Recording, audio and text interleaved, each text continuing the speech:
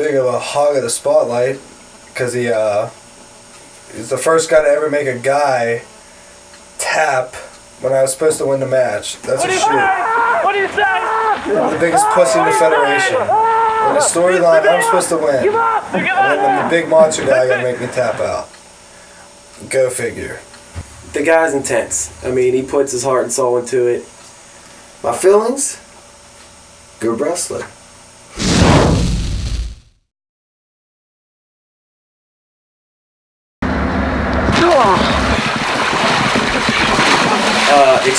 Extreme athlete. I think sometimes there's a few screws loose. He was one of the greatest champions in UCW's history. Good wrestler.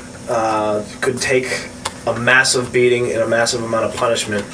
In the production of this DVD and a lot of the footage we saw, I didn't realize how much we really did abuse Todd Price. But it's amazing that he's still even walking, although he's barely walking, but it's amazing he can still walk at all. But Todd Price was an excellent competitor as well.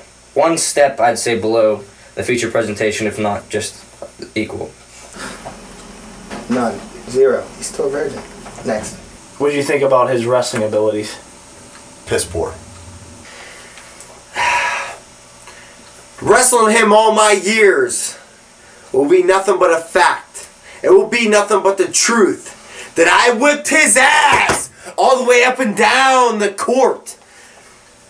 It ain't basketball, but it's wrestling. Again, a good wrestler. You know, he was the champion, so it's hard to say anything bad about him. He had what everyone else wanted.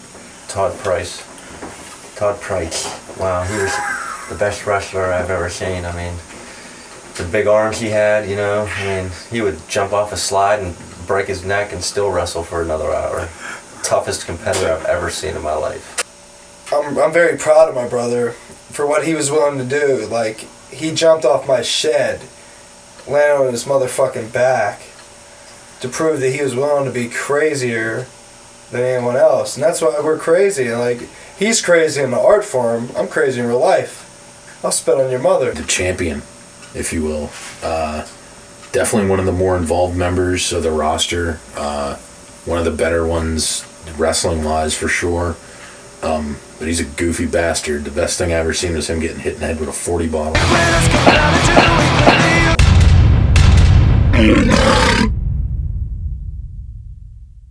Stop it.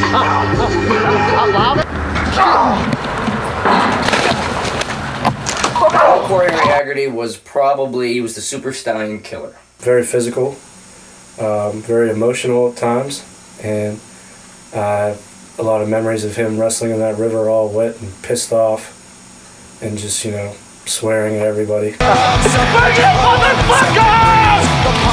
Hardcore Harry Haggerty. Wow.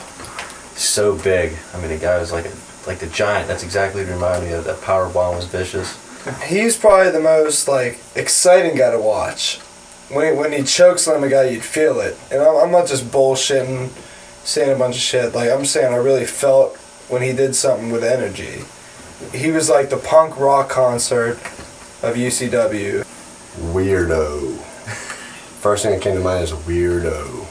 I know where he's at, but I can't tell you. I heard he's strung out on milk somewhere. But So it's true. I don't know. I just said that. But definitely he was one of the first members. He was between me and Crow, and he was one of the first people involved, period. He was one of the people involved, you know, with Guillermo's yard, if you will. He went through all 3 Super Stallions, won the first ever Brawl for It All, and became the champ, so that's all you got to say about him. A great arch nemesis.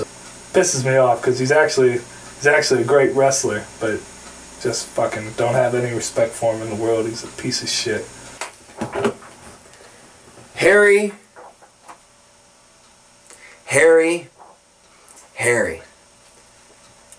It sounds like the 3 bad wolves.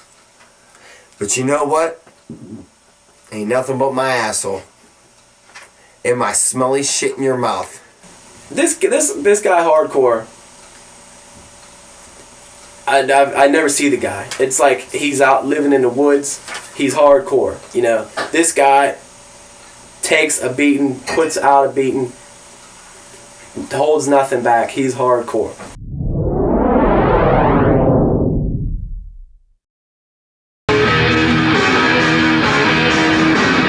This one's for your mother. Fuck you, bitch. The woman that fears no man. Fuck, he was a heavy fucker, man. He was hard to put in moves and all that. As I remember, he wouldn't let you put him in many moves. He was always willing to give but not take. High impact. He had some big finishing moves that he pulled off a lot. And a lot of power. He was more power than finesse, but... Well, he was just a big slasher guy. I mean, whenever Todd Price and Crow Peralta needed... usually hardcore Harry Haggerty was the biggest problem for the Super Steins, and Chris Carroll would just usually have to take care of him power versus power-wise, because Todd Price and Crow Peralta were the more high-flying impact duo, where Chris Carroll would have to come in and, use his power. Chris was okay, but every woman that he was with had a mustache. Next. But overall, he's the first ever Millennium Champion, and a great friend and a super stein. That's all you can say. Well, I give him credit. Sometimes underrated, but he held his own. He pulled his weight. Good guy. Good guy. Always liked him. Always trying to keep him on my side. Had the fundamentals. Alcohol problem sort of preventing him from going to the next level. Not to mention the alimony suit he had with the chick down in East Pittsburgh. The Carroll bomb, that's right. I mean, the guy was devastating. I mean, the thing that set Chris Carroll apart from everyone was that when he walked down to the entrance, it wasn't like a cocky thing. He was doing a cocky, not like a fucking real serious, adrenaline rushed act. Like like his face was showing emotion, like he wanted to fuck you up. Everyone else is having fun, being smooth and cocky, but Chris Carroll wanted to fuck you up. He was not the wrestler that I ever knew of. He was not the wrestler that I ever thought of. But in my own words, he has the sloppiest backbreaker that I ever saw. The sloppiest fucking chokehold that I ever seen. We are a family-oriented program. Mr. Apollo, please. Well, bleep it out, you cocksucker. And this is what I say right now. This is my 30-minute interview, and I'll give it right, homeboy.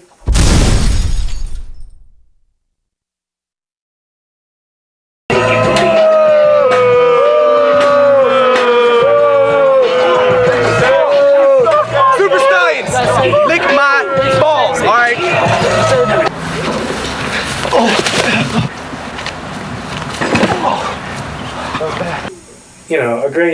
A great wrestler, definitely.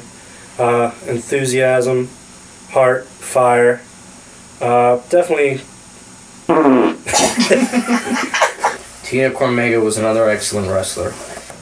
The Unabomber, what I say about the Unabomber is that he was UCW's sleeper. When we say decorated, we mean tattooed. Alright, this man got tats, parts of the bodies you never even want to see. The one match of his that sticks out in my mind was with Hellraiser, when he pretty much dropped him on his head and Hellraiser kneed himself in the mouth. Tino Cormega. Me and Tino go back. We had a couple of tough matches. I think I beat him for the belt, lost the belt, and I'm breaking my nose, blood everywhere. Very tough competitor. Honestly, he was an unheard of talent before he came into UCW. He came in with a big impact right away. He knew he was going to hit somebody with his spray-painted Unabomber steel chair that was more real than any steel chair in the existence of steel chairs. And he wore pantyhose over his face. That might have kept him back with the white community, because everyone probably thought he was an essay. All my life, man. I won the title a couple of times, did right. Tino, you want to put yourself with the Ultimate Warrior, the Hulk Hogan, the Andre of the Giants, but you're nothing but the Andre of the nobody. Another nemesis of mine, if you will, over the Millennium title. definitely he wasn't one of the core guys when we first started.